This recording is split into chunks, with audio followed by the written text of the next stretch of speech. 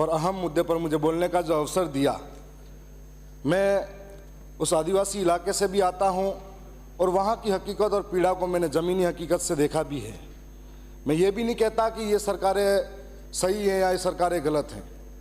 सरकारें कोई भी आई हो, कुछ योजनाएं जो उन्होंने बनाई हो, लेकिन धरातल पे कितनी पहुंची ये अहम बात होती है।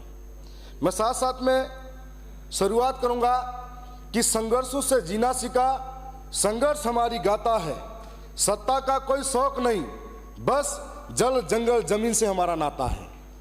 मैं बताना चाहूँगा कि आज दक्षिणी राजस्थान का आदिवासी हो या इस देश का आदिवासी हो, जो आदिवासी 5 जनवरी 2011 कैलाश बनाम महाराज सुप्रीम कोर्ट का जजमेंट कहता है इस देश का मूल मालिक आदिवासी है, लेकिन दुनिया चांद पे पहुंच गई, इतनी तरक्की हुई और आदिवासी आज भी छत तलाश रहा है।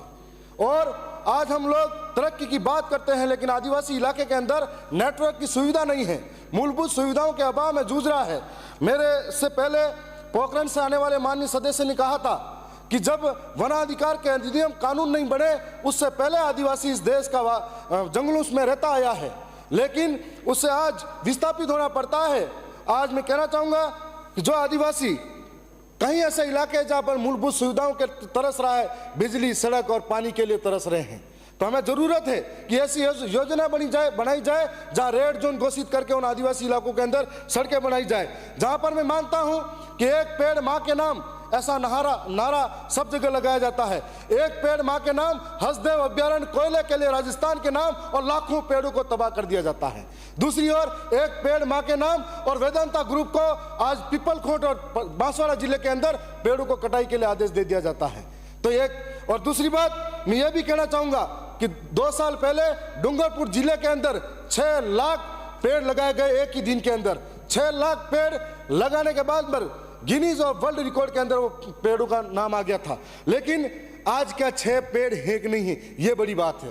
कहने की बहुत सारी बातें हैं। मैं ये कहना चाहूंगा कि आदिवासी इलाके का विकास ट्राइबल इलाके का विकास नहीं, आदिवासियों का विकास जरूरी है। यदि आदिवासियों का विकास किया जाएगा, उनके अंदर शिक्षा होगी, जल जंगल जमीन होगा, तो आप ये पर्यावरण की बात कर रहे हैं तो पर्यावरण बचेगा तो आदिवासी बचेगा, और यदि जल जंगल जमीन बचेगा तो जन जीवन बचेगा, और जन जीवन नहीं बचा तो पर्यावरण संतुलन बिगड़ेगा, तो कोरोना जैसी कई महामारियां आएगी जिसके चपेट में सारा इंसान आ जाएगा। इसलिए जल जंगल जमीन और पर्यावरण को बचाने की जरूरत है। माननीय सदस्य कह रहे थे, हमें एक बात कही जाती है कि वनवासी, हम वनवासी नहीं आदिवासी हैं। हम आदिवासी नहीं, वास्तविक और इस देश के मूल मालिक हैं। वन का मतलब जंगल में सारे जीव जंतु जानवर रहते हैं, तो हमें एक तरीके से गाली लगती है, इसलिए इसको वनवासी नहीं आदिवासी कहा जाए।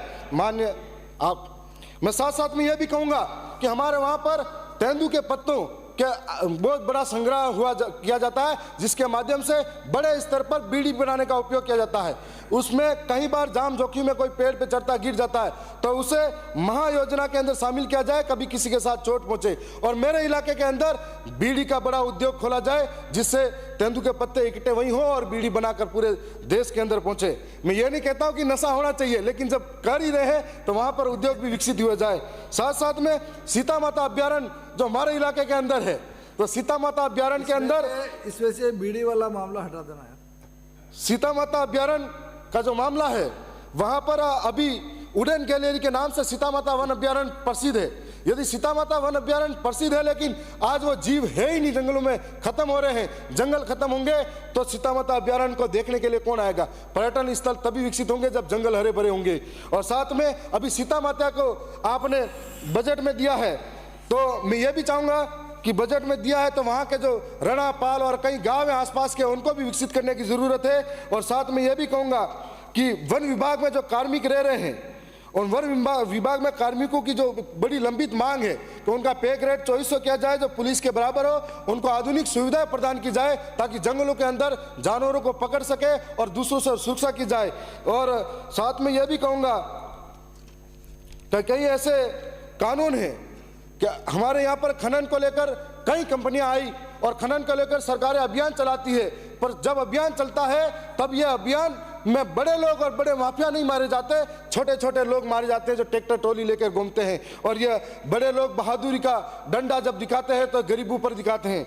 मैं इतना ही कहूँगा, लास्ट में इतना ही कहूँगा तुम कुर्सी की दौड़ में मशगूल हो, हम हक के सवाल लिए खड़े हैं। जो जंगल हमारा ठिकाना था उसी से हम बेघर होके पड़े हैं। धन्यवाद। जब्बर सिंह सांगला।